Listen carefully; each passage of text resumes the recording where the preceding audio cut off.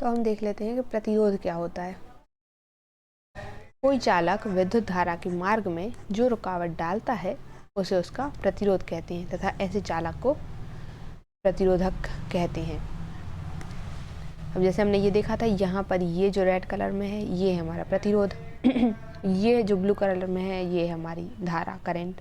तब क्या होता है, जैसे ये और ज़्यादा बढ़ेगा, प्रतिरोध बढ़ेगा, तो क्या हो जाएगा, वो करंट को कम करेगा, और जैसे ही प्रतिरोध कम होगा करंट को अच्छे आसानी से जाने देगा।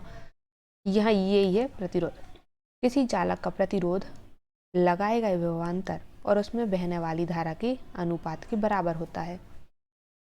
तो प्रतिरोध का जो हमने ओम का फॉर्मूला देखा था, V बराबर आई आर, तो वहाँ से हम आर की वैल्यू निकाल लेते हैं, वो हो जाएगी V अपॉन आई, मतलब विभवांतर बटे धारा, ये कहलाता है प्रतिरोध।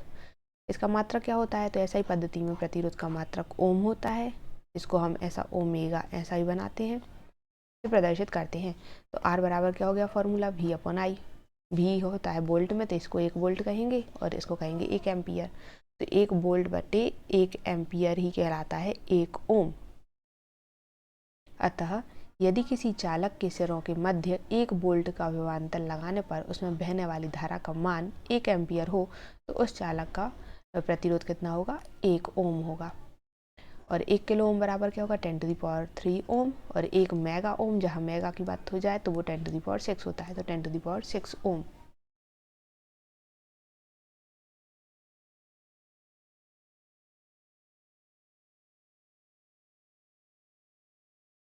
फिर इसका विमीय सूत्र क्या होता है, तो विमीय सूत्र यहाँ से निकालेंगे, वोल्ट बटे एम्पियर। वोल्ट होता है, जो हम भी लिखते हैं, वो होता है W/Q, मतलब जूल अपॉन कूलम, और एम्पियर तो एम्पियर ही रहेगा, तो ये हो जाता है जूल बटे कूलम इंटू एम्पियर।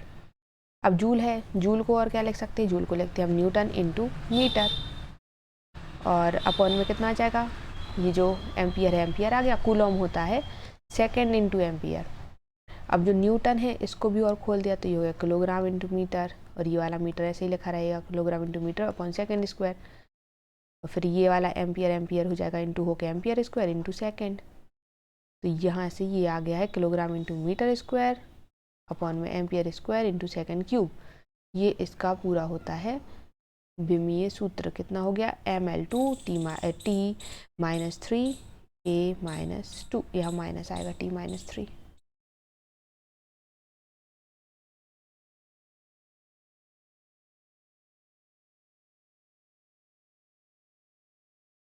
यहाँ पर माइनस आएगा। अब प्रतिरोध की निर्भरता क्या होती है, तो किसी धातु चालक के लिए प्रतिरोध का व्यंजक क्या है, जो हमने शुरुआत में निकाला था, R बराबर 2m इंटू एल अपॉन ए इंटू ये आ जाएगा NE², ये है R। तो यहाँ पर ये m और e जो है नियतांक है, क्योंकि इनकी तो वैल्यू सेम रहेगी। अतः किसी चालक का प्रतिरोध जो है उसकी लंबाई, उसके एरिया और उसके मास और उसकी लेंथ पर डिपेंड करता है, उसकी रेडियस पर। सबसे पहले चालक की लंबाई पर, लंबाई के अनुक्रमानुपाती होता है, ये फॉर्मूले में ही लिखा, आर का अनुक्रमानुपाती होता है एल के। फिर ए कहाँ आता है, ए नीचे आता है, मतलब ये उसकी व्युत्क्रमानुपाती होता है। ए बढ़ेगा तो क्या हो जाएगा, हमारा आर कम हो जाएगा। और चालक के पदार्थ की प्रकृति पर, एन पर डिपेंड करता है, तो एन भी नीचे रहता है, तो ये उसकी व्युत्क्रमानुपाती हो गया। चालक के तार पर, मतलब उसकी प्रतिरोध आर है, क्रांतिकाल टाउ है, तो उसके टाइम पर कैसे डिपेंड कर रहा है, तो ये 1/टाउ, ये भी उसके व्युत्क्रमानुपाती है। वैद्युत चालकता पर, मतलब किसी चालक के प्रतिरोध के व्युत्क्रम को उसका वैद्युत चालकत्व कहते हैं, मतलब 1/R जो रहेगा ये उसका वैद्युत चालकत्व कहलाएगा। इसे G से प्रदर्शित करते हैं, ये हो जाता है 1/ प्रतिरोध, तो 1/R यहाँ जाएगा, ये उस पर भी डिपेंड कर रहा है। अब देखते हैं प्रतिरोधकता क्या होती है।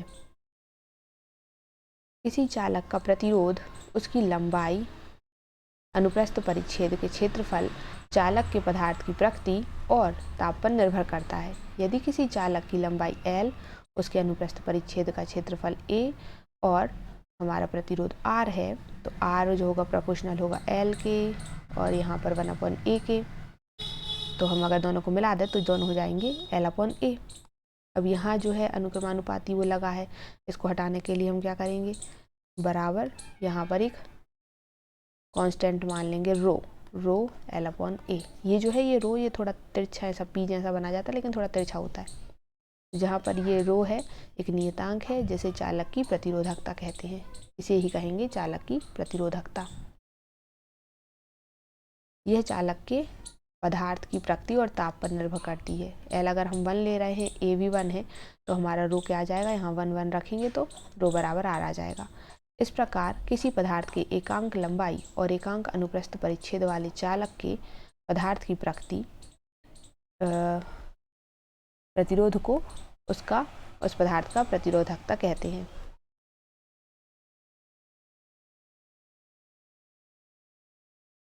रो बराबर क्या हो जाएगा, RA/L। ये इन शब्दों को यहाँ से काट देना।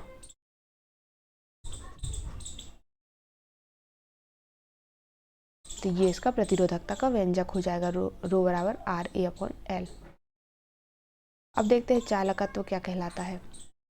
विद्युत चालकत्व किसी चालक के प्रतिरोध के व्युत्क्रम को उसका विद्युत चालकत्व। देखो चालकत्व मतलब कितने ज़्यादा अच्छे से वो चल सकती हैं उसमें इलेक्ट्रॉन्स, और प्रतिरोध क्या करता है, उनको इलेक्ट्रॉन्स को स्पीड को कम कर देता है और चलने नहीं देता, तो इतनी तेज़ी स्पीड से हमारा करंट वहाँ से मूव नहीं हो पाता है। अब इसे क्या है, G से प्रदर्शित कर रहे हैं, तो G बराबर कितना हो गया, 1/R। विद्युत चालकत्व क्या होता है, 1/ प्रतिरोध, मतलब प्रतिरोध जितना ज़्यादा बढ़ेगा विद्युत चालकत्व उतना ही कम हो जाएगा, और प्रतिरोध जितना कम होगा विद्युत चालकत्व उतना बढ़ जाएगा। तो R बराबर क्या होता है, V/I, और G बराबर क्या हो जाएगा, क्योंकि 1/R है तो ये इसका उल्टा हो जाएगा, I/V हो जाएगा। तो इस प्रकार किसी चालक का विद्युत चालकत्व उसमें बहने वाली धारा और उसके सिरे के बीच के विभवांतर के अनुपात के बराबर होता है, मतलब I/V होता है। अब इसका मात्रक देख लेते हैं, इसका मात्रक क्या होता है, तो ऐसा ही मात्रक होता है, क्योंकि ये 1/R है और R का क्या होता है, ओम, तो 1/ओम हो गया, और इसको ऊपर ले जाएंगे तो ओम इनवर्स हो जाएगा। इसको हम ऐसा लिख देंगे, ओम इनवर्स। विमीय सूत्र क्या होता है, तो विमीय सूत्र जो R का होगा उसका उल्टा इसका हो जाएगा, तो M-1 L-2 TQA2। अब है प्रतिरोध और प्रतिरोधकता में अंतर। प्रतिरोध क्या होता है कि कोई चालक विद्युत धारा के मार्ग में जो रुकावट उत्पन्न करता है। प्रतिरोधकता क्या कहलाती है, एकांक लंबाई और एकांक अनुप्रस्थ परिच्छेद वाले चालक के प्रतिरोध को उस चालक की प्रतिरोधकता कहते हैं। अब ये क्या कर रहा है, ये किसी चालक में जो करंट फ्लो हो रहा है उसमें दिक्कत आ रही है तो उसको कहेंगे प्रतिरोध। लेकिन वहीं अगर उसी चालक का एरिया ले लेते हैं, हम लंबाई ले लेते हैं, और फिर उसमें जो प्रॉब्लम आती है वो होती है हमारी प्रतिरोधकता, करंट आगे नहीं जाने दे रहा है। यह चालक की लंबाई और अनुप्रस्थ परिच्छेद पर निर्भर करता है, लंबाई और अनुप्रस्थ परिच्छेद पर। अब ये किस पर डिपेंड कर रहा है, ये चालक की लंबाई अनुप्रस्थ परिच्छेद पर निर्भर नहीं करता है, यह एक नियत राशि है। क्योंकि इसका भी हमने फॉर्मूला देखा था, रो बराबर RA/L। फिर इसका मात्रक क्या है, इसका मात्रक ओम है, इसका मात्रक ओम इंटू मीटर है। प्रतिरोध चालक का एक गुण होता है और ये प्रतिरोधकता चालक के पदार्थ का विशेष गुण होता है। इसका विमीय सूत्र क्या है, ये इसका विमीय सूत्र कितना आ गया, ओम में बस मीटर और कर देंगे तो इतनी ही अंतर है। यहाँ देखो, यहाँ L2 है, यहाँ पर L3 है, बाकी सब सेम है।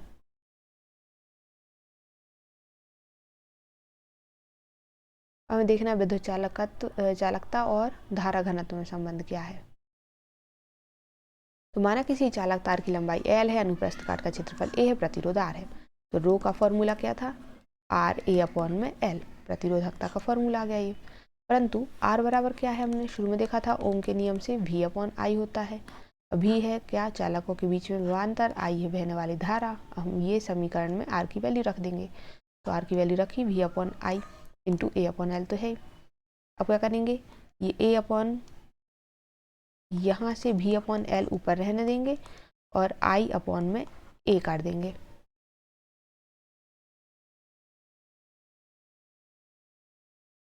अब v अपॉन एल हो जाता है E विद्युत क्षेत्र की तीव्रता, क्योंकि यहाँ से v बराबर क्या आता था ED, तो यहीं से ये वाला फॉर्मूला हमने, यहाँ d क्या थी दूरी, यहाँ पर दूरी हमने l ले ली है, तो v अपॉन एल हो गया। और j बराबर क्या था, j बराबर आई ए था, तो देखो i अपॉन ए यहाँ आ गया, v अपॉन एल यहाँ आ गया, तो हमारे पास क्या आ गया E अपॉन जे, वैल्यू रख दी। अब जो रो बराबर, तो E की वैल्यू क्या हो गई, रो इंटू जे, इस जे को इस साइड ले गए, तो E बराबर हो गया, और जो रो होता है, रो को हम लिखते हैं 1 अपॉन सिग्मा, यहाँ पर हमने इसको 1 अपॉन सिग्मा लिख दिया।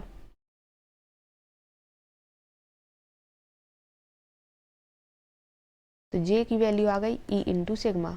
अब इसको अगर हम सदिश रूप में लिखते हैं तो जे वेक्टर बराबर सिग्मा E वेक्टर, ये हो जाता है विद्युत चालकता और धारा घनत्व में संबंध। ये हो गया यहाँ विद्युत चालकता सिग्मा, और ये हो गया धारा घनत्व।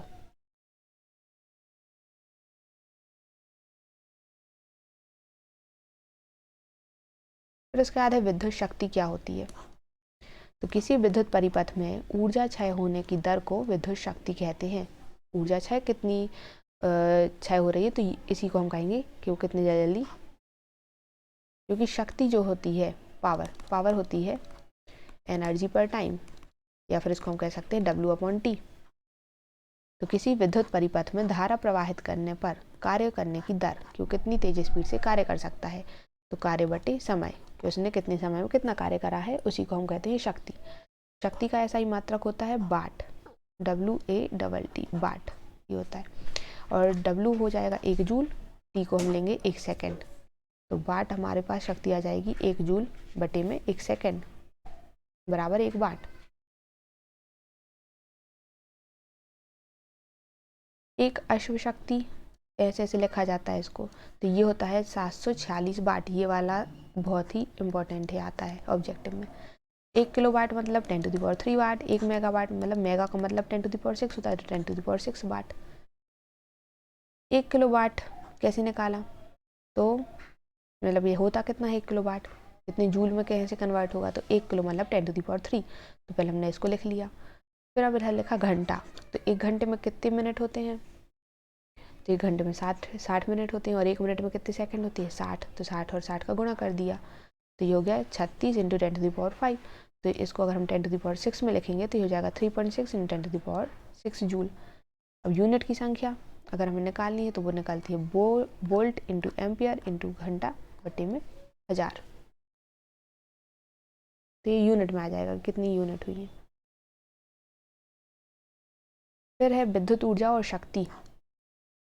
यदि चालक तार के सिरों के बीच विभवांतर लगाया जाता है तो विद्युत धारा को विद्युत परिपथ में चलाने के लिए विद्युत स्रोत द्वारा कार्य किया जाता है। यह कार्य ही तार में ऊष्मा के रूप में प्रकट होता है।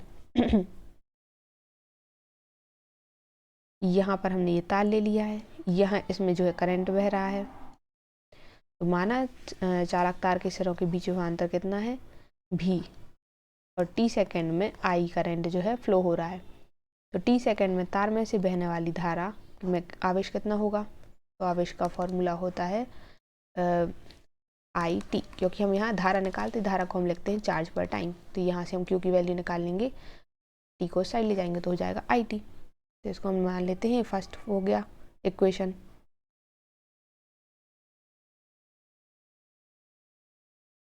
अब Q आवेश को तार के एक सिरे से दूसरे सिरे तक ले जाने में किया गया कार्य।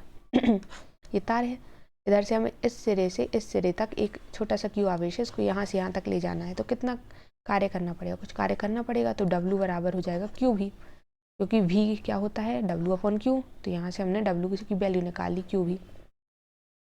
अब जो वैल्यू निकाली है उसको हम क्या करेंगे, इसमें रख देंगे, या फिर ये उठा के इधर रख देंगे, तो W बराबर Q की वैल्यू क्या है IT, तो यहाँ IT इंटू V, तो W बराबर हो गया VIT, ये सेकंड इक्वेशन मान ली।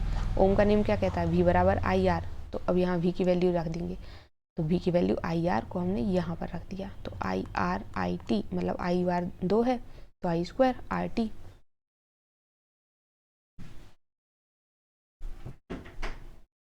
अब क्या करते हैं, ये हो गया फोर्थ इक्वेशन। अब आई बराबर वी अपॉन आर है, तो अब आई की वैल्यू को रख देंगे यहाँ पर, तो ये जाएगा वी अपॉन आर का whole square into R into T. तो ये जाएगा V square upon R square into R into T. तो आर से आर एक कैंसिल हो जाएगा, तो बचेगा डब्ल्यू बराबर V square T upon R. अब हमारे पास 5 समीकरण हो गए हैं, तो 3 4 5 द्वारा प्रदर्शित वर्क जो डब्ल्यू है कि तार में ऊष्मा के रूप में प्रकट होता है। तार में उत्पन्न ऊष्मा को हम हीट कहेंगे, हीट को हम एच से लिखेंगे। कार्य है, हम कार्य को कहते हैं वर्क, तो हम उसको डब्ल्यू से लिखते हैं।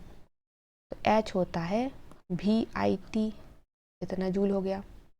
जो हमारे पास डब्ल्यू आए हैं वही कार्य है, वही उसको ही हम एच के उसमें भी लिखेंगे।